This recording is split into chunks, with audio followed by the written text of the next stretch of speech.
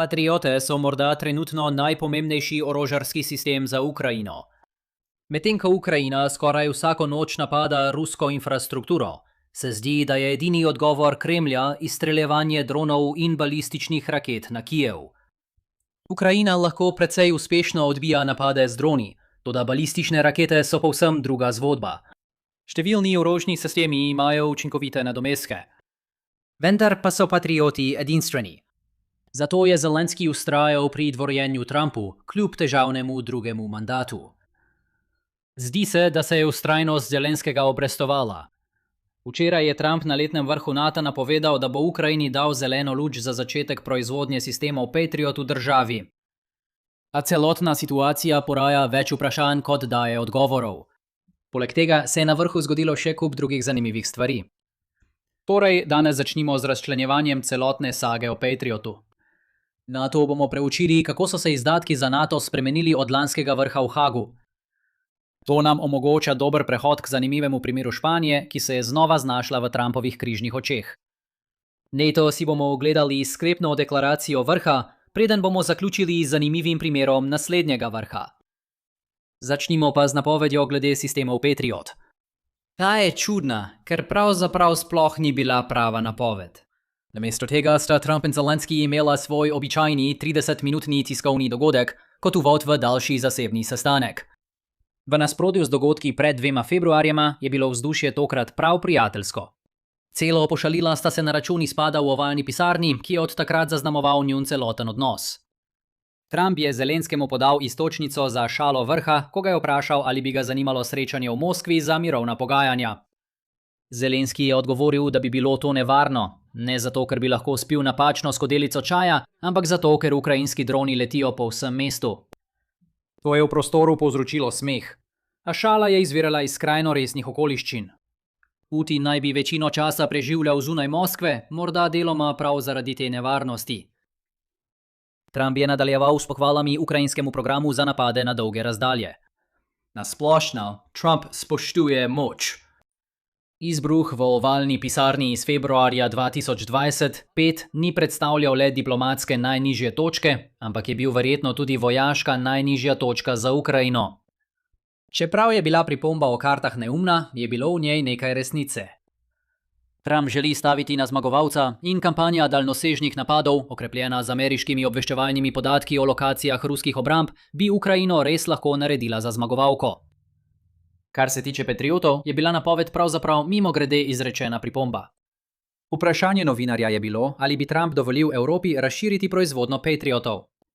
Takrat je Trump povedal prisotnim, da bo ena od točk dnevnega reda za njegov zasebni pogovor z Zelenskim, kasneje tudi podelitev licence Ukrajini za proizvodnjo Patriotov. Nato opazujemo absurdnost teh medijskih srečanj. To je bila izjemno pomembna napoved. Kljub temu je naslednje vprašanje takoj prešlo na konec premirja z Iranom. Minilo je več kot 10 minut, preden je sledilo kratko dodatno vprašanje glede postopka licenciranja.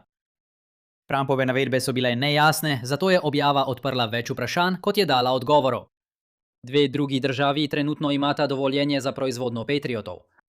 Japonska ima svoje proizvodne linije že v pogonu, medtem ko naj bi Nemčija začela proizvodnjo prihodnje leto. Omeniti velja, da je Japonska potrebovala 2 leti od začetnega dovoljenja do prvih Patriotov, ki so prišli z proizvodne linije. Medtem je Nemčija začela gradnjo leta 2024, kar pomeni, da govorimo o 3 letih, če bo vse potekalo po načrtih. Zato lahko pričakujete, da bo minilo veliko časa, preden bo Ukrajina začela proizvajati lastne Patriote. In glede na to, kako hitro ljudje mislijo, da je s Putinom konec, se človek vpraša, ali bodo sploh začeli delovati pred koncem konflikta. Kljub temu mislim, da so ti časovni okviri zavajajoči. Ko trenutno vlada mir, je smiselno biti previden pri svojem proizvodnem procesu. Nočeš imeti napak v vseh svojih nakopičenih raketah, ne da bi se tega sploh zavedal, dokler jih dejansko ne bo treba uporabiti. Dodaj še nekaj standardne zahodne birokracije in regulacije in zato te stvari trajajo leta. Nasprotno pa Ukrajina sploh ne skrbi za birokracijo in predpise. Tudi patrioti z razmeroma visoko stopnjo neuspeha so povsem v redu za uporabo, ker je alternativa ta, da ruska balistična raketa zadene eno od vaših stavb. Ukrajina bi veliko raje imela 50% možnost, da eno se strelijo zdaj, kot pa da bi čakali 3 leta in imeli zagotovljeno uspešnost. Kar bi se lahko izkazalo za težjo oviro, je postopek licenciranja. Običajno se licenciranje orožja, kot je to, začne tako, da uvoznik izvozniku vnaprej plača licenčnino. Nato sledijo dodatna plačila izvajalcem, ki pridejo in pomagajo vzpostaviti sisteme, licenčnine za vsako proizvedeno enoto in, kar je najpomembneje, prodaja vhodnih surovin za končno proizvodnjo. Pri zapletenih orožarskih sistemih, kot so Patrioti, država prejemnica običajno ne proizvede celotnega sistema. Del tega je tudi zato, da lahko dajalec licence ustavi proizvodnjo, če to želi. Vendar pa je večji del razlogov v tem, da preprosto ni mogoče pokriti vsega. Proizvajajoča država morda nima zmogljivosti za izdelavo specializiranih komponent, kot so mikročipi. Za zdaj, verjamem, da bo Patriot v prihodnosti prišel s proizvodnih linij Ukrajine. Kar ne vem, je, kaj bo Ukrajina dejansko proizvajala na kraju samem. Prav tako ne vem, kdo bo za vse to plačal. Ukrajina nima denarja za to. Dvomim, da je Trump to počel iz dobrote svojega srca. Potem bi ostala Evropa, verjetno prek pobude NATO Pearl. Sumim, da bi bilo veliko prestolnic veselih, da bi subvencionirale to prizadevanje v upanju, da bi po vojni od Ukrajine pridobile sisteme Patriot. Za zdaj o tem še ni nobenih podrobnosti. Še zadnja točka je, da bo morala Ukrajina zaščititi proizvodni obrat. To odpira vprašanje, ali ne bi bilo vse to bolje narediti recimo na Poljskem, ki je Rusija ne bi želela bombardirati, da ne bi sprožila 5. člena NATO. Sumim, da je del tega tudi v tem, da Ukrajina gleda v povojno obdobje, ko bi lahko potem izvažala sisteme Patriot. Po drugi strani pa, če Ukrajina poskuša čim hitreje proizvajati sisteme Patriot, bo morda po vojni potrebna precejšnja nadgradnja, da bo zaloga Patriotov ustrezala standardom preostalega NATO. V vsakem primeru so to podrobnosti. Glavna novica za Ukrajino je pozitivna. To je bil odličen vrt za Zelenskega, ki nadaljuje njegovo nasplošno odlično leto. Če gremo naprej, mislim, da lahko to postavimo v kontekst širše situacije glede vojaške porabe znotraj NATO. Tukaj je zemljevid držav članic, ki prikazuje njihovo trenutno vojaško porabo kot odstotek BDP. Rusija in Ukrajina sta tam za primerjavo.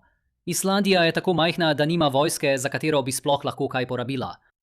Toda otok prispeva na druge načine. Je zabaven kraj za obisk in priporočam, da ga obiščete kdaj. Vsekakor se boste spomnili, da so se zavezniki leta 2014 dogovorili, da bodo za obrambo namenili 2% BDP. Po dolgem zavlačevanju, tudi po začetku ruske invazije na Ukrajino, je lanski vrh v Hagu prinesel povečanje zaveze na 5% BDP, od tega 3 pičla, 5% za osnovne obrambne izdatke in dodatnih 1 pičla, 5% za različno vojaško infrastrukturo. Če se vrnemo k zemljevidu, to je posebej del, ki se nanaša na osnovne obrambne izdatke. 5 držav je že doseglo cilj precej pred 10-letnim rokom. Litva z 5,33%, Estonija z 5,10%, Latvija z 4,92%, Poljska z 4,68% in Grčija z 3,65%. Šesta država, Danska, je tik na meji s 3,49%. To je velik razlog, zakaj je bilo vzdušje na vrhu letos tako optimistično. Kljub temu je še vedno veliko držav ostajalo na mestu pri 2% ali blizu te meje. Francija je morda najbolj opazna med njimi, z 2,22%. Ne pozabite, da ima Francija stalni sedež v Varnostnem svetu Združenih narodov, vendar njena poraba tega ne odraža. To je morda nekoliko primerjanje jabolk in hrušk, vendar ima Ukrajina 1/30 gospodarstva Francije, pa vendar trenutno vojaško porabi več kot Francija. Slovenija je edina država, ki je pod ravnjo določeno v zavezi iz Walesa. Morda vas bo to zdaj presenetilo, saj bi si mislili, da če bi bil kdo tako daleč zadaj, bi Trump o tem kričal na ves glas. Vendar je ostal tiho. Ne, ni zato, ker bi ga Melania prepričala, naj bo prizanesljiv do svoje domovine. Namesto tega je razlog v tem, da v Sloveniji glede haaške zaveze ni političnega nesoglasja. Prihaja nova vlada, ki v celoti načrtuje ustrezno povečanje izdatkov. Zato nihče ni zaskrbljen in o tem je zelo malo razprav. Če pogledate spremembe v obrambnih izdatkih kot odstotek BDP, lahko vidite, da je bilo v zadnjem letu doseženega veliko napredka. Številne države izkazujejo več kot 10-odstotno letno rast, pri čemer so baltske države še posebej željne napredka. In to res nekaj pomeni, saj so baltske države že lani veliko vlagale. Vendar pa obstaja ena pomembna izjema, ki ostaja. Španija. Oglejmo si to kot tretji del današnjega pogovora. Na vrhu v Hagu je bila Španija edina država, ki je zavrnila izjavo o nameri, da bo za obrambo namenila 5% BDP. Morda se spomnite, da sem na vrhu v Hagu izvedel, da 5- ni bila naključna številka. Namesto tega so netovi vojaški načrtovalci izračunali, kaj menijo, da potrebujejo za zadrževanje Rusije, in nato uporabili stroške te opreme, da so določili odstotek BDP, ki bi pokril vse. Španski odgovor je bil, da lahko svoj delež teh odvračalnih zmogljivosti zagotovi z 2%, zaradi česar je 5% odveč. Še vedno čakamo, da vidimo, kakšnega aduta ima Španija, ki daje 2,5-kratni multiplikator za špansko specifično vojaško proizvodnjo. In danes je Španija natanko pri 2%. Trumpova frustracija nad Španijo pa je zaradi vojne z Iranom dobila več pozornosti. Španska vlada ni dovolila Združenim državam, da bi uporabljale španske baze kot del logističnih operacij za vojaške napotitve v zalivu. Vse to je doseglo vrhunec na vrhu, ko je Trump dejal, da bodo Združene države prekinile trgovino s Španijo.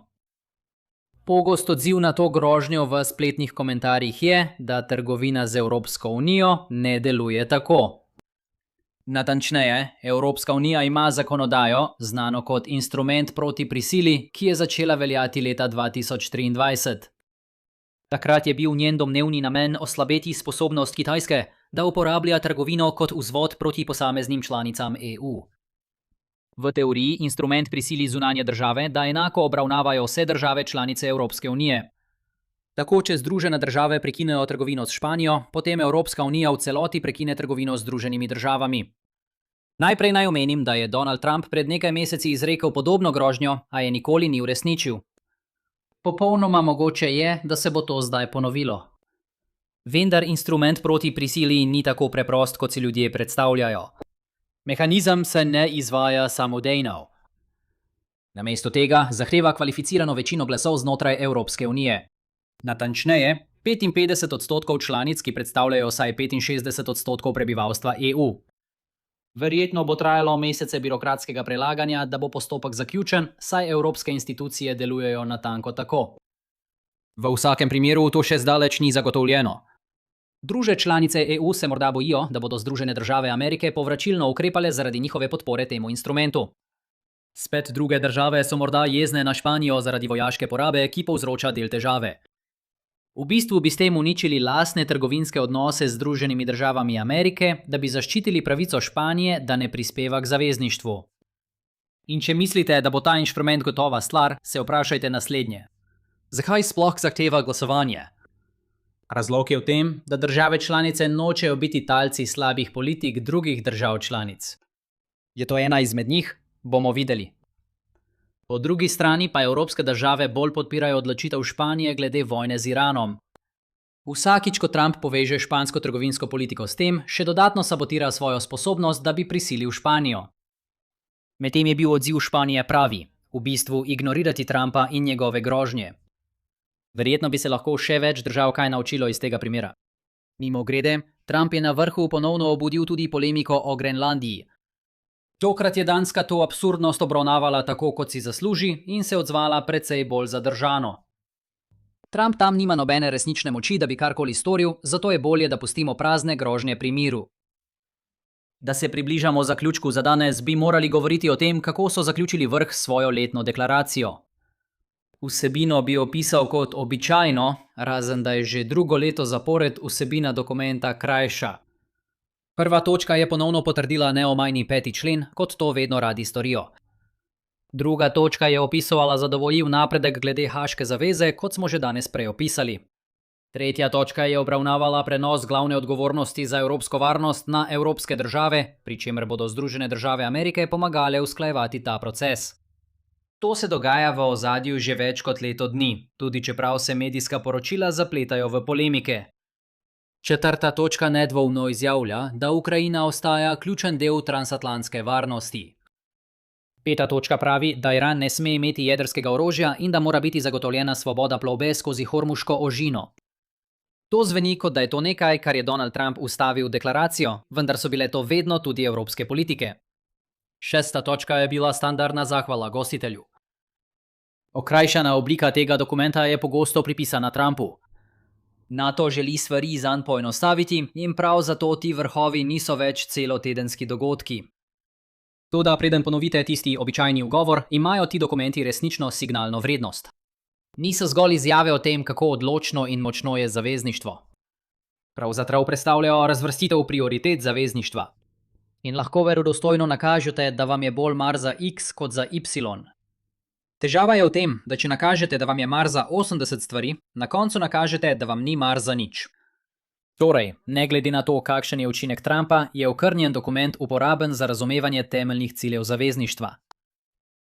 Na koncu bomo današnji dan zaključili z razpravo o tem, česar na koncu izjave vrha ni bilo. Naj vam preberem čisto zadnji stavek iz nje. Veselimo se našega naslednjega srečanja.